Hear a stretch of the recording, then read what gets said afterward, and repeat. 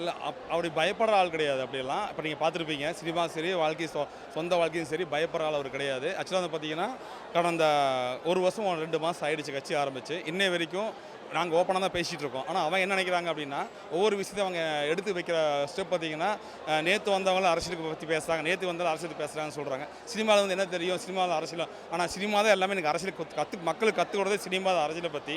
அவங்க அரசியல் இதுக்கு மேலே வந்தவங்க அத்தனை சினிமா பார்த்து வந்தவங்க எல்லாருமே இன்றைக்கி வரைக்கும் இன்றைக்கி ஆட்சி இருக்கிறவங்க வரைக்கும் சினிமா வந்து வந்தவங்க எல்லாருமே. ஸோ அவங்க என்னென்னா மறைமுகமாக பேசுகிறாங்க ஓப்பனாக பேசிட்டாங்க அவ்வளோதான். இன்னைக்கு 2026 நேரடி டிவிகேக்கும் டிஎம்கேக்கும் தான் ஓப்பனாக சொல்லிட்டார். இல்லை அண்ணாமலை சார் வந்து என்னென்னா இன்றைக்கி யாரை பற்றி பேசினா கொஞ்சம் நல்லா இருக்கும்னு பார்க்குறாங்க. அது அவங்க எடுத்து வைக்கிற ஸ்டெப்பு யாருன்னா இன்றைக்கி தளபதி தமிழக வெற்றிக்கழகம் வந்து இன்றைக்கி நல்லா போயிட்டுருக்கிறதுனால அதை வச்சு பேசுகிறாங்க அவ்வளோதான். அவங்க பேசுங்க ஒரு வார்த்தை எடுத்து பேசுகிறாங்க அவ்வளோதான். 2026 பெரிய ஒரு போட்டியாக இருக்கும். அதாவது இது வரைக்கும் அரசியல் களம் வந்து யாரும் பார்த்துருக்க மாட்டாங்க. அந்த மாதிரி ஒரு அரசியல் 2026 பயங்கரமாக இருக்கும். கூட்டணிக்கு இப்போதைக்கு அது பேசல, அது தலைவர் பார்த்துக்குவார். அதாவது இப்போ முதல் பொதுக்குழு கூட்டத்தில் வந்து தமிழக வெற்றி கழகத்தினுடைய தலைவர் அவர்கள் அவர் இப்போ அறிவிச்சிருக்கிறாரு. குறிப்பாக வந்து வரக்கூடிய 2026 தமிழக தேர்தலினுடைய களமானது டிஎம்கே விசஸ் டிவிகேன்ற மாதிரி தான் இருக்குன்றதை இன்றைக்கி பகிரங்கமாக வந்து இன்றைக்கி பொதுக்குழு மேடையில் வந்து அவர் அறிவிச்சிருக்கிறாரு.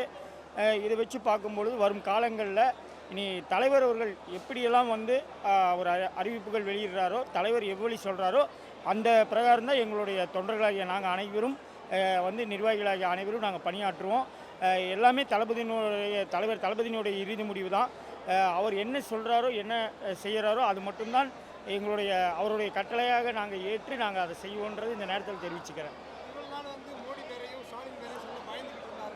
குறிப்பாக அதுக்கே பார்த்திங்கன்னா மேடையில் வந்து அதை பற்றி அவரே விளக்கம் கூறியிருக்கிறாரு. நாம் வந்து ஒன்றிய அரசு மற்றும் மாநில அரசுன்னு இது வரைக்கும் சொல்லியிருந்திருக்கிறாரு. ஏன் மாநிலத்தில் ஆளுபவர்களையும் ஒன்றியத்தில் ஆளுபவர்களையும் ஏன் உங்களுக்கு தெரியாதா? அப்போ நாங்கள் அந்த பெயரை குறிப்பிட்டால் மட்டும்தான் நீங்கள் வந்து அதை ஏற்றிக்குவீங்க அப்படின்னா அந்த பெயரை குறிப்பிடுறதுல எனக்கு எல்லளவும் பயமில்லைன்றது இன்றைக்கி எங்கள் தலைவர் அவர்கள் வந்து எடுத்துரைக்கிறத நீங்களும் கூட அதை கேட்டிருப்பீங்க அவருடைய நேரடி பேச்சை.